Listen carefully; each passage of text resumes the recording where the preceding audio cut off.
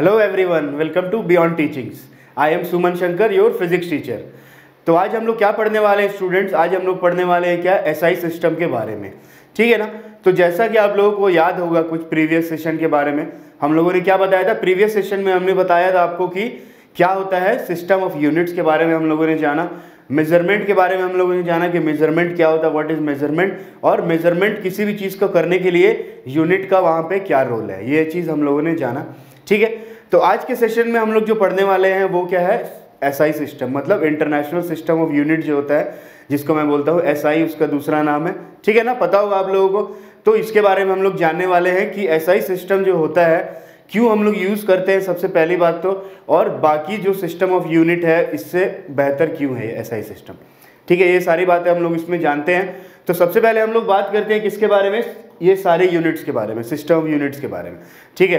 तो जैसा कि प्रीवियस क्लास में भी मैंने आप लोगों को बताया था कि जो सिस्टम ऑफ यूनिट्स होता है, different kinds of system of unit क्या होता था, यूज़ किया जाता था अलग अलग कंट्रीज़ में। मैंने बताया था, आपको याद होगा। ठीक है। तो उसमें से एक सीजीएस था, सेंटीमीटर ग्राम सेकेंड, है ना। उसके बाद एफपीएस एंड एमकेएस, इसके बारे में मैंने आप लोगों को बताया था प्रीवियस क्लास में। ठीक है। लेकिन जनरली होता क्या था कि अलग अलग सिस्टम ऑफ यूनिट अलग अलग कंट्रीज में यूज़ करने के कारण क्या होता था कि बहुत सारा प्रॉब्लम्स का सामना करना पड़ता था। ठीक है। तो इसीलिए एक ऐसा सिस्टम निकाला गया, ऐसा यूनिट निकाला गया जिसको क्या किया जाए, वर्ल्ड वाइड यूज़ किया जा सके और सारे लोग समझ सके उसको। ठीक है ना।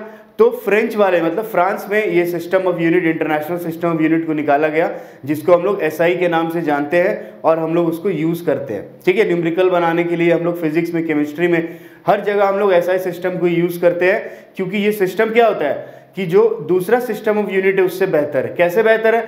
तो एसआई सिस्टम में सबसे पहला इसका बेनिफिट ये है कि ये इंटरनेशनली यूज़ किया जाता है, सब लोग को समझ में आता है। ठीक है। दूसरा इसमें इसका बेनिफिट ये है कि यहाँ इसका यूज़ हम लोग क्या कर सकते हैं, इंडस्ट्रियल पर्पस के लिए या फिर और भी किसी दूसरे चीज़ के लिए इसको हम लोग यूज़ कर सकते हैं। क्यों? क्योंकि इसमें कन्वर्जन आसान होता है। ठीक है ना। मतलब एक यूनिट से दूसरे यूनिट को कन्वर्ट करना यहाँ पे क्या है, एसआई सिस्टम में ईजी है। समझ में आ रही है बात? क्यों ईजी है? क्योंकि यहाँ पे हम लोग डेसिमल यूज़ करते हैं। ठीक है। डेसिमल सिस्टम जो होता है ना, पॉइंट वाला, पता होगा आप लोगों को। तो एसआई में हम लोग क्या करते हैं, डेसिमल सिस्टम को यूज़ करते हैं। इसीलिए हम लोग क्या कर सकते हैं, एक यूनिट से दूसरे यूनिट को हम लोग आसानी से कन्वर्ट कर सकते हैं। ठीक है ना। जैसे कन्वर्जन आप लोगों ने पढ़ा होगा कि जैसे कि 1 किलोग्राम इज इक्वल टू होता है 1000 ग्राम। इस तरह से ये चीज़ आप लोगों ने पढ़ा है ना, 1 किलोमीटर इज इक्वल टू होता है 1000 किलोमीटर्स। ठीक है। ये सारी चीज़ें आप लोग बचपन से पढ़ते आ रहे हैं। तो ये क्या है, ये एसआई सिस्टम है। और एसआई सिस्टम को अगर मुझे किसी दूसरे सिस्टम में कन्वर्ट करना पड़ता है तो क्या होता है, आसान होता है, ईजी होता है। मतलब जनरली क्या होता है, जीरो वाला होता है। ठीक है। 1 0 2 0, मतलब कि 1 kilometre is equal to 1000 metre. ठीक है, इस तरह से, है ना। 1 metre is equal to 100 centimetre. तो यहाँ पे क्या है, सिर्फ 100, 1000, 10, इस तरह से हम लोग इसको कन्वर्ट कर सकते हैं, मल्टीप्लाई और डिवाइड करके, है ना। तो इसीलिए ये क्या है, ये आसान है, इसको समझना आसान है, और इसमें कन्वर्जन भी हम लोग आसानी से कर सकते हैं। ठीक है। तो जैसा कि मैंने आपको प्रीवियस क्लास में बताया था कि हमारे पास क्या है, 7 बेस या फंडामेंटल फिजिकल क्वांटिटीज होते हैं। याद होगा आप लोगों को, लेंथ, मास, टाइम, टेम्परेचर, ल्यूमिनस इंटेंसिटी, मोल, ये सारी चीज़ें मैंने आप लोगों को बताई थी प्रीवियस क्लास में। ठीक है। तो उसके अलावा और दो भी ऐसा, मतलब फिजिकल क्वांटिटी, और 2 फिजिकल क्वांटिटीज ऐसे हैं जिसको हम लोग यूज़ करते हैं कभी कभी। ठीक है। वो क्या है, वो एंगल से रिलेटेड होते हैं। ठीक है, एंगल से रिलेटेड। तो फर्स्ट जो है उसको मैं बोलता हूँ प्लेन एंगल। ठीक है। तो प्लेन एंगल क्या होता है बच्चों? तो प्लेन एंगल हम लोग यहाँ से समझते हैं। सपोज यहाँ पे आपको दिख रहा होगा, ठीक है, यहाँ पे मैंने बनाया है प्लेन एंगल। ठीक है। तो जैसे प्लेन एंगल क्या होता है, सपोज एक सर्कल है, एक सर्कल है मेरे पास। ठीक है। मैंने क्या किया, एक सर्कल का एक सेंटर होता है, ठीक है ना। मैंने क्या किया, एक सर्कल का एक पार्ट को यहाँ से काट लिया इस तरह से। ठीक है ना। मैंने सर्कल का एक पार्ट को क्या कर लिया, काट लिया। ठीक है। तो यहाँ पे मुझे इस तरह का ऐसा कुछ मिलेगा। समझ में आ रही है बात? ठीक है ना। तो ये क्या है, इसको हम लोग क्या बोलते हैं, ये क्या है, प्लेन एंगल का पार्ट है। जैसे हम लोग एक प्लेन सरफेस में से, मतलब सर्कल क्या होता है, सर्कल एक प्लेन फिगर होता है ना। प्लेन फिगर, सॉलिड फिगर तो नहीं होता है सर्कल एक प्लेन फिगर होता है। तो अगर मैं किसी भी प्लेन फिगर से, सर्कुलर प्लेन फिगर से एक पार्ट को अगर मैं यहाँ से क्या करूँ, कट कर दूँ, हटा दूँ, तो मुझे कुछ ऐसा मिलेगा। ठीक है। तो ये क्या है, इसको मैं बोलूँगा प्लेन एंगल। और प्लेन एंगल किसके बराबर होता है? तो प्लेन एंगल जो होता है वो किसके बराबर होता है, जो लेंथ ऑफ द कर्व है। ठीक है ना। मतलब इस सर्कल से मैंने जो इस पार्ट को कट किया, ये length of the curve divided by radius of the circle. समझ में आ रही बात? मतलब ds by R, plane angle क्या होता है? ds बाई आर होता है, मतलब कि length of the curve and divided by radius of the circle. ठीक है, इसको मैं बोलता हूं प्लेन एंगल। और प्लेन एंगल जनरली हम लोग कैसे डिनोट करते हैं? डी थीटा से डिनोट करते हैं प्लेन एंगल। याद होगा आप लोग को, एंगल हम लोग कैसे डिनोट करते थे? थीटा से करते थे। ठीक है, तो अब इसमें से मैंने एक छोटा सा एंगल निकाला, तो इसीलिए इसको मैंने लिखा डी थीटा। तो प्लेन एंगल क्या हो सकता है? छोटा भी हो सकता है, बहुत स्मॉल हो सकता है। ठीक है ना, अगर मैं इसमें से क्या करूँ, बहुत स्मॉल पार्ट कट करूँ, सपोज इतना छोटा पार्ट अगर मैं कट करूँ, तो उसका भी क्या होगा? एक प्लेन एंगल का वैल्यू होगा ना। इसीलिए प्लेन एंगल को मैं लिखता हूँ डी थीटा। और d theta is equal to क्या होता है? D theta is equal to होता है ds डिवाइडेड बाई आर। समझ में आ रही है बात? ठीक है ना। तो प्लेन एंगल जो होता है वो क्या होता है? डी थीटा से मैं उसको डिनोट करता हूँ, और उसका फॉर्मूला होता है ds बाई आर, मतलब length of the curve divide by radius of the circle. ठीक है, और इसका यूनिट होता है रेडियन। समझ में आ रही बात? क्या होता है प्लेन एंगल का यूनिट? रेडियन होता है, याद रखिएगा आप लोग, प्लेन एंगल का यूनिट होता है रेडियन। शॉर्ट में मैं इसको लिखता हूँ लाइक RAD। ठीक है, शॉर्ट में रेडियन को मैं लिखता हूँ RAD। ठीक है, तो ये बात थी प्लेन एंगल की। सिमिलरली क्या होता है कि उसी की तरह ही एक और सिस्टम है जिसको मैं क्या बोलता हूँ? जिसको मैं बोलता हूँ सॉलिड एंगल। एक और फिजिकल क्वांटिटी है जिसको मैं बोलता हूँ सॉलिड एंगल। ठीक है, अब सॉलिड एंगल क्या होता है? तो जिस तरह से मैंने क्या किया, यहाँ पे एक कैसा सरफेस लिया था? प्लेन सरफेस लिया था। ठीक है ना, और उसमें से मैंने क्या किया था? एक पार्ट को उसमें से कट करके निकाला। ठीक है, सिमिलरली सॉलिड एंगल में क्या होगा कि सॉलिड एंगल में मैं क्या लूंगा? एक सॉलिड सरफेस लूंगा। सॉलिड सरफेस आप लोगों ने पढ़ा है, जैसे स्फेयर हुआ, सिलेंडर हुआ। ठीक है, ये सब क्या है? सॉलिड सरफेस है। तो इसमें मैं क्या करूंगा? सॉलिड एंगल में मैं क्या करूंगा कि सॉलिड एंगल में मैं लूंगा क्या? Solid surface. सपोज एक स्फेयर लिया मैंने। ठीक है ना, स्फेयर लिया। स्फेयर भी क्या होता है? ऐसा होता है स्फेयर। ठीक है, स्फेयर से मैंने क्या किया? एक पार्ट को कट कर दिया। ठीक है, जैसे कि फॉर एग्जांपल आप लोग मार्केट में जाते होंगे, वहाँ पे वाटरमेलन, तरबूज है ना, तरबूज आप लोगों ने खरीदा होगा। तो वहाँ पे जब वाटरमेलन आप खरीदते हैं तो वो क्या करता है कि उसके ऊपर में नाइफ से एक पार्ट कट करके उसको बाहर निकालता है, और फिर आपको दिखाता है कि वो मतलब फ्रेश है या नहीं है। होता है ना, जनरली ऐसा होता है। तो वो पार्ट जो उसने निकाला, सपोज ये वो वाटरमेलन है, और वाटरमेलन का शेप कैसा होता है? स्फेरिकल शेप का होता है ना। ठीक है, तो ये क्या है? वाटरमेलन है, और इसमें से उसने क्या किया? इस पार्ट को सपोज कट किया इस तरह से। ठीक है, और कट करके जब बाहर निकाला तो मुझे कुछ इस तरह का पार्ट मिलेगा। इस तरह का पार्ट मिलेगा ना। ये क्या है? इसका एरिया वाला पार्ट है, सॉलिड होता है ये। ठीक है, और इस तरह से हम उसको जब बाहर निकालते हैं तो इसको मैं बोलता हूँ क्या? Solid angle. ये क्या है? मेरा सॉलिड एंगल है। ठीक है, तो प्लेन एंगल और सॉलिड एंगल में क्या डिफरेंस हुआ? यहाँ पे क्या था? यहाँ पे एक लेंथ था, लेकिन यहाँ पे क्या है? एक एरिया है। समझ में आ रही है बात? ठीक है, नेक्स्ट एरिया को मैंने बाहर निकाला, तो उसको मैं बोलता हूँ सॉलिड एंगल। और सॉलिड एंगल जो होता है उसको मैं डिनोट करता हूँ डी ओमेगा से। ठीक है, ऐसे डिनोट करता हूँ डी ओमेगा। ठीक है, और उसका फॉर्मूला जो होता है वो क्या होता है? जिस तरह से प्लेन एंगल का फॉर्मूला क्या होता था? लेंथ बाई रेडियस, है ना। इसका फॉर्मूला होता है एरिया बाई रेडियस का स्क्वायर। ठीक है, क्या होता है इसका फॉर्मूला? एरिया बाई रेडियस का स्क्वायर। मतलब एक एरिया मैंने जो निकाला, जो एरिया है ये पार्ट, ठीक है, और मैं जब डिवाइड करूंगा उसको किससे? रेडियस के स्क्वायर से डिवाइड करूंगा, तो मुझे क्या मिलेगा? सॉलिड एंगल मिलेगा। समझ में आ रही है बात? है ना। सॉलिड एंगल का जो यूनिट होता है, SI यूनिट होता है, वो होता है स्ट्रेडियन। ठीक है, क्या होता है? स्ट्रेडियन होता है। और मैं इसको कैसे लिखता हूँ? इसको मैं SR से लिखता हूँ, सिंपल SR। ठीक है, तो प्लेन एंगल का क्या हुआ? प्लेन एंगल का मतलब क्या हुआ? क्या किसी प्लेन फिगर से मैंने पार्ट कट किया, है ना। और सॉलिड एंगल का मतलब क्या हुआ? मैंने किसी सॉलिड जगह से, जैसे स्फेयर से, या फिर आप क्या बोलते हैं उसको, कोन से।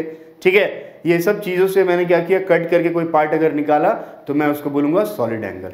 समझ में आ रही है बात? ठीक है ना। तो प्लेन एंगल और सॉलिड एंगल जो होता है, ये दोनों क्वांटिटी होता है डायमेंशन लेस। इसका कोई डायमेंशन नहीं होता है। ठीक है, पर यूनिट होता है इसका। ठीक है ना। डायमेंशन के बारे में हम लोग अभी पढ़ेंगे और आगे, और मतलब डिटेल में जानेंगे कि डायमेंशन क्या होता है। ठीक है, लेकिन आपको फिलहाल ये याद रखना है कि प्लेन एंगल और सॉलिड एंगल जो होता है वो क्या है?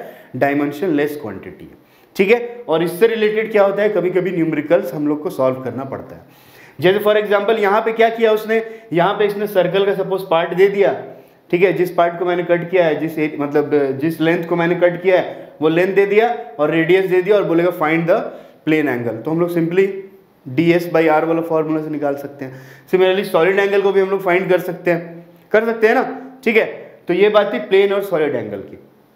अब नेक्स्ट हम लोग बात करते हैं बेस यूनिट्स। ठीक है ना, बेस यूनिट्स की हम लोग बात करते हैं।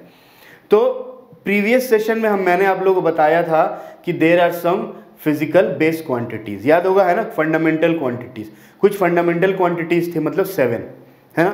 तो सिमिलरली यहाँ पे क्या होगा, उन 7 क्वांटिटीज का 7 बेस यूनिट्स होगा, ठीक है, या 7 का एसआई यूनिट्स होगा। बेस यूनिट का मतलब क्या, एसआई यूनिट, ठीक है ना। तो एसआई यूनिट क्या होगा, सारे फिजिकल क्वांटिटीज का होगा, तो उसी के बारे में हम लोग डिस्कस करेंगे यहाँ पे। तो सबसे पहले तो ये आपको प्लेन एंगल सॉलिड एंगल समझ में आया होगा, ठीक है। और 7 बेस क्वांटिटी जो हम लोग पढ़ते हैं, 7 बेस यूनिट जो हम लोग पढ़ते हैं, उसमें हम लोग प्लेन एंगल और सॉलिड एंगल को नहीं रखते हैं, ठीक है, उसको छोड़ के बाकी 7 बेस क्वांटिटीज है। तो आइए जानते हैं वो 7 बेस क्वांटिटीज और उसका यूनिट के बारे में, ठीक है। तो सबसे पहला जो मैंने आपको बताया था फिजिकल क्वांटिटी बेसिक जो होता है वो क्या होता है, लेंथ होता है, याद होगा आप लोगों को, लेंथ होता है, ठीक है। लेंथ को कैसे डिनोट करता हूं मैं, एल से डिनोट करता हूं लेंथ को, और उसका एसआई यूनिट होता है मीटर। क्या होता है, एसआई यूनिट होता है उसका, लेंथ का एसआई यूनिट होता है मीटर, ठीक है, याद रखना। फिर उसके बाद मैंने बताया था मास के बारे में। मास भी क्या है, एक फंडामेंटल फिजिकल क्वांटिटी है ना, और उसका क्या है, यूनिट क्या होता है, उसका यूनिट होता है किलोग्राम। मैं इसको केजी से डिनोट करता हूं, ठीक है। उसके बाद फिर मैंने बताया था नेक्स्ट क्या था, टाइम। नेक्स्ट वाज टाइम, ठीक है। टाइम का ऐसा यूनिट क्या होता है, सेकंड होता है, और मैं इसको SEC से भी डिनोट कर सकता हूँ, S से भी डिनोट कर सकता हूँ, ठीक है, दोनों से मैं डिनोट करता हूँ सेकंड को, ठीक है ना। उसके बाद क्या हुआ, लेंथ मास टाइम के बाद मैंने बताया था क्या, टेम्परेचर।